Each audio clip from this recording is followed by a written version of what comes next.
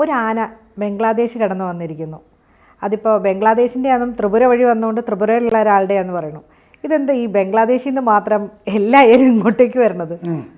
ബംഗ്ലാദേശിൽ നിന്ന് വലിയ തോതിൽ നുഴഞ്ഞു കയറ്റം ഇന്ത്യയിലേക്കുണ്ട് മനുഷ്യരുടെ. പിന്നെ മ്യാൻമാറിൽ നിന്ന് റോഹിംഗ്യകൾ ബംഗ്ലാദേശിൽ വന്ന് അവരും ഒക്കെ ആസാം, മറ്റേ പശ്ചിമ ബംഗാൾ, ജമ്മു കാശ്മീർ, ഇങ്ങനെ എല്ലാ സ്ഥലങ്ങളിലും കുറേ ആളുകൾ കേരളത്തിലൊക്കെ കാണും. അതിൻ്റെ ഇടയ്ക്കാണ് ചന്ദ്രതാര, നല്ല പേരാ എന്ന് പറഞ്ഞൊരു ആന മറ്റേ ഉനാക്കോട്ടി ഭാഗത്ത് വന്നിരിക്കുന്നത്, ത്രിപുരയിൽ നിന്ന്. അവിടെ ഈ ന്യൂനപക്ഷ വിരുദ്ധമായ ഒരുപാട് കാര്യങ്ങളുണ്ട് ഹിന്ദുക്കൾക്കൊക്കെ എതിരെ.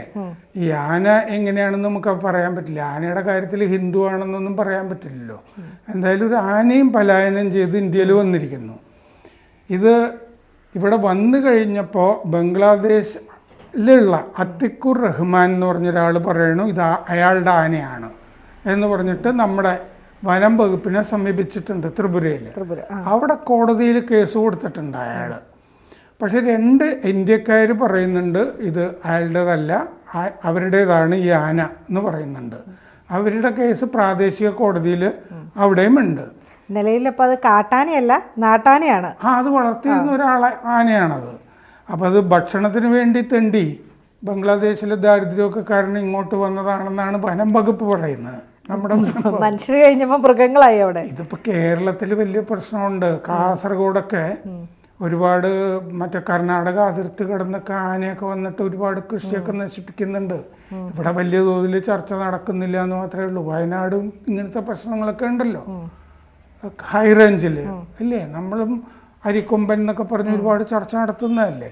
അപ്പോൾ ഇങ്ങനൊരു ചന്ദ്രതാര വന്നിട്ടുണ്ട്. അത് സെപ്റ്റംബർ അതിർത്തി കടന്ന് ഇന്ത്യയിലെത്തി. ഈ ത്രിപുര ഉനക്കോട്ടി കൈലാഷഹർ എന്ന് പറഞ്ഞ സ്ഥലത്താണ് ഇത് വന്നത്. നമ്മുടെ ബോർഡർ സെക്യൂരിറ്റി ഫോഴ്സ്, അതിർത്തി രക്ഷാസേന ഇത് കണ്ടു, അതിനെ കൈകാര്യം ചെയ്തു. അവർ കൊണ്ടുപോയി അവിടെ ഒരു ആനയുടെ ക്യാമ്പിൽ അതിനെ കെട്ടിയിട്ടിട്ട് ഒക്കെ ഉണ്ട്. മൗലവി ബസാറിൽ ഈ മൗലവി ബസാർ ഭാഗത്തുള്ള ബംഗ്ലാദേശിയാണ് ഈ അത്തിക്കൂർ റഹ്മാൻ, ഉടമസ്ഥാവകാശം പറയുന്ന ആൾ.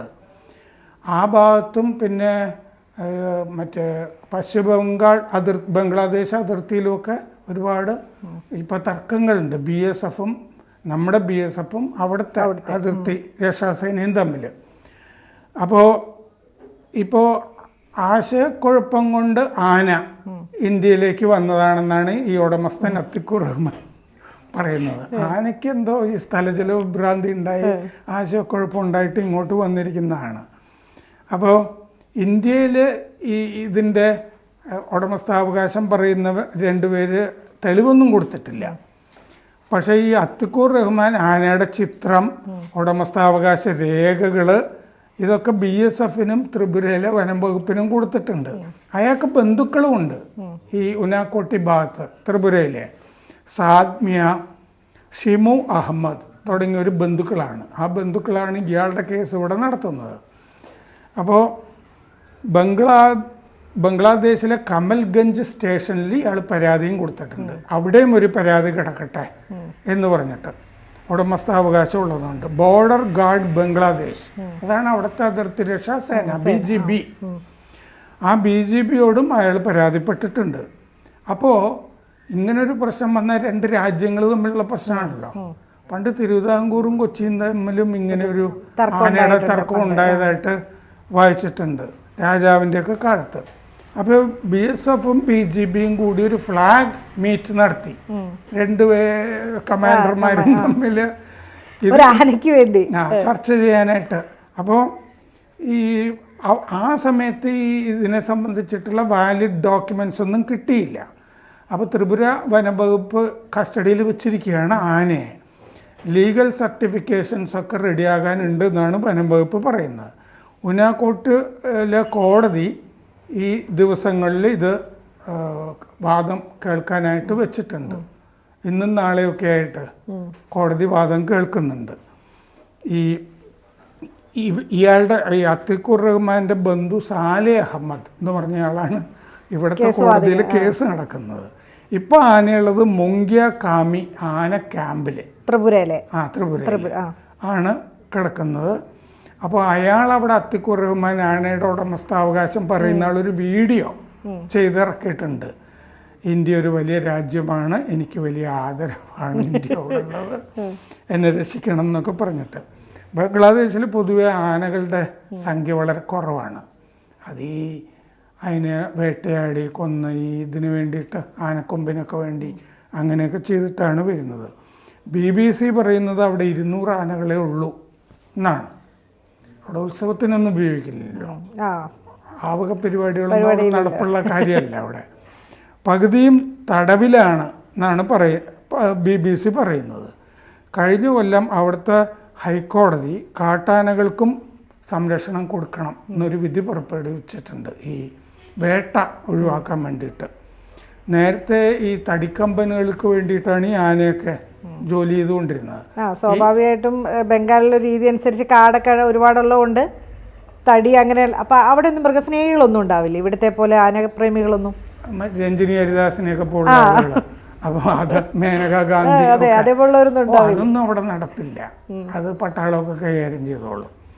നേരത്തെ തടിക്കമ്പനിക്ക് ജോലി ചെയ്തിരുന്നു. അപ്പോൾ ഈ ഹൈക്കോടതി വിധി ഉണ്ടല്ലോ ഈ സംരക്ഷണം, അപ്പോൾ അതുകൊണ്ട് ഇനി ആ വക പരിപാടികളൊന്നും പറ്റില്ല എന്നാണ് പറയുന്നത് തടിക്കമ്പനി. ഇതേ സമയം ഈ ത്രിപുര ഈ അതിർത്തിയിൽ തന്നെ അപ്പുറത്ത് ബംഗ്ലാദേശ് ഒരു സ്ഥിരം ചിറ കിട്ടുന്നു. ചിറ കിട്ടിക്കഴിഞ്ഞാൽ അവിടുത്തെ വെള്ളം മുഴുവൻ ഇങ്ങോട്ട് വന്നിട്ട് ഇവിടെ വെള്ളപ്പൊക്കം ഉണ്ടാവും എന്ന് പറഞ്ഞിട്ട് BSFും അവരുടെ BGBയും തമ്മിൽ വേറൊരു തർക്കം നടക്കുന്നുണ്ട് ചിറ കെട്ടിയിട്ട്. അതും ഈ പറഞ്ഞ ഭാഗത്ത് തന്നെയാണ്. മൗലവി ബസാർ ജില്ല, ത്രിപുരയിലെ ഉനാക്കോട്ടി, ഈ കൈലാശഹർ, ഈ ആന വന്ന സ്ഥലത്തിൻ്റെ തൊട്ടപ്പുറത്താണ് ചിറ കെട്ടിക്കൊണ്ടിരിക്കുന്നത്. അപ്പോൾ നമ്മൾ ഈ ആനയെ വിട്ടുകൊടുക്കുന്നതിനെ കുറച്ച് താമസിപ്പിക്കാനായിരിക്കും നമുക്കും ആഗ്രഹം. അപ്പുറത്ത് ചിറ കെട്ടിക്കൊണ്ടിരിക്കുകയാണല്ലോ. ഉനാക്കോട്ടി മജിസ്ട്രേറ്റ് ദിലീപ് കുമാർ ചക്മ കഴിഞ്ഞ 27-ാം തീയതി ഈ സ്ഥലങ്ങൾ ചിറ കെട്ടുന്നതൊക്കെ പോയി കണ്ടു, ബംഗ്ലാദേശ് ഇങ്ങനെ ചെയ്തുകൊണ്ടിരിക്കുന്നതൊക്കെ. എന്നിട്ട് ഈ മജിസ്ട്രേറ്റ് പറഞ്ഞിട്ടുണ്ട്, ഇപ്പോൾ ചിറയുടെ ഉയരം അവർ കൂട്ടിക്കൊണ്ടിരിക്കുകയാണ്.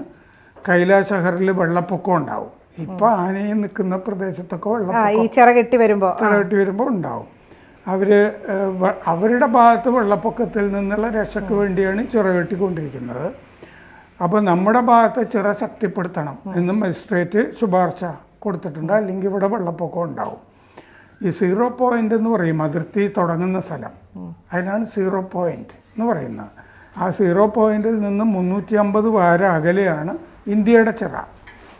ആ ചിറയുടെ ഉള്ളിലാണ് ഇവരിത് കെട്ടിക്കൊണ്ടിരിക്കുന്നത്. 1 കിലോമീറ്റർ അവരുടെ ചിറ, ഇപ്പം നമ്മുടെ അതിർത്തിയിൽ നിന്നാൽ 1 കിലോമീറ്ററിൽ അവരുടെ ചിറ ഈ പണിതുകൊണ്ടിരിക്കുന്നത് കാണാം. അത് എത്ര ദൂരം അത് കൃത്യമായിട്ടുണ്ട് എന്നുള്ളത് നമുക്കറിയില്ല, പണി നടക്കുന്നത് കാണാം എന്നാണ് പറയുന്നത്. അവിടെ ഉള്ളത് 2 ജില്ലയ്ക്കും ഇടയിൽ ഉള്ളത് അതിർത്തിയിൽ മനു എന്ന് പറഞ്ഞ പുഴയാണ്, മനു നദി.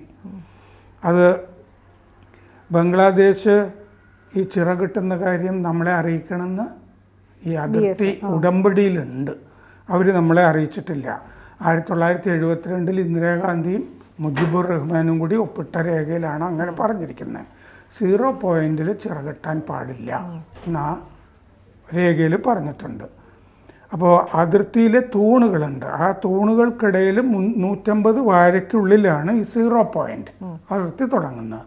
അതിൻ്റെ ഉള്ളിലാണ് പരസ്പര ധാരണയില്ലാതെ ഈ പണി നടന്നുകൊണ്ടിരിക്കുന്നത്. അപ്പോൾ ഒരു വരമ്പ് വഴി കാൽനടക്കാർ പോകുന്നുണ്ട്, സൈക്കിൾ യാത്രക്കാരും പോകുന്നുണ്ട്, ഓട്ടോയൊക്കെ പോകുന്നുണ്ടെന്നാണ് പറയുന്നത്. ഒരു ഗ്രാമത്തിൽ നിന്ന് മറ്റൊന്നിലേക്ക് പോകുന്നതും ഈ വരമ്പ് വഴിയാണ്. മൺസൂണിൽ ഈ ഭാഗമൊക്കെ തകരാറിൽ ആകാറുണ്ട് സ്വാഭാവികമായിട്ടും. ധാരാളം കുഴികളുണ്ടാവും ഈ ചിറ ഭാഗത്തൊക്കെ. ഈ കഴിഞ്ഞ നവംബറിൽ മണ്ണിട്ട് നികത്തുകയൊക്കെ ചെയ്തിരുന്നു. ഈ രാജ്യാന്തര അതിർത്തിയാണിത്. BSF ഇത് കണ്ടിട്ട് നവംബർ 8-ന്, ഈ കഴിഞ്ഞ നവംബർ 8-ന് അവിടുത്തെ BGB, അവിടുത്തെ അതിർത്തി രക്ഷാസേനയായിട്ട് സംസാരിച്ചതാണ്. നമ്മൾ പ്രതിഷേധം രേഖപ്പെടുത്തിയതാണ്, എന്നിട്ട് പണി നിർത്തിവെച്ചതാണ് അവർ. ആ പണിയാണ് ഇപ്പോൾ വീണ്ടും തുടങ്ങിയിരിക്കുന്നത്. ഈ വരമ്പിൽ നിന്നും 300 മീറ്റർ അകലെയാണ് ഈ പുഴ, മനു നദി. അപ്പോൾ 0 പോയിന്റിൽ നിന്ന് 5 മുതൽ 7 കിലോമീറ്റർ അകലെ ചിറകെട്ടിക്കോട്ടെ എന്നവർ മുമ്പ് ചോദിച്ചിരുന്നതാണ്, നമ്മൾ നിരസിച്ചതാണ്. അപ്പോൾ ഒരു ആനയും ചിറയും, ഇതാണ് ഈ ത്രിപുര അതിർത്തിയിലെ പ്രശ്നം. ചുരുക്കി പറഞ്ഞു കഴിഞ്ഞാൽ അവിടുത്തെ പ്രധാനമന്ത്രിയെ പേടിച്ച് ജനങ്ങൾ ഇങ്ങോട്ടേക്ക് വരുന്നതിൻ്റെ ഒപ്പം തന്നെ യൂനസിനെ പേടിച്ച് ആനയും കൂടെ ഇങ്ങോട്ട് വരുന്ന അവസ്ഥയിലേക്ക് മാറിക്കൊണ്ടിരിക്കുകയാണ്. ഒരുപാട് ആനകളില്ല ഇല്ലാത്തത് കൊണ്ട് ഒരാനയെ ഇപ്പോൾ വന്നിട്ടുള്ളൂ. അതാണ്. കൂടുതൽ വാർത്തകളും വിശേഷങ്ങളും നിങ്ങളിലേക്ക് എത്താൻ ABC മലയാളം സബ്സ്ക്രൈബ് ചെയ്യുക, ബെൽ ബട്ടണും അമർത്തുക.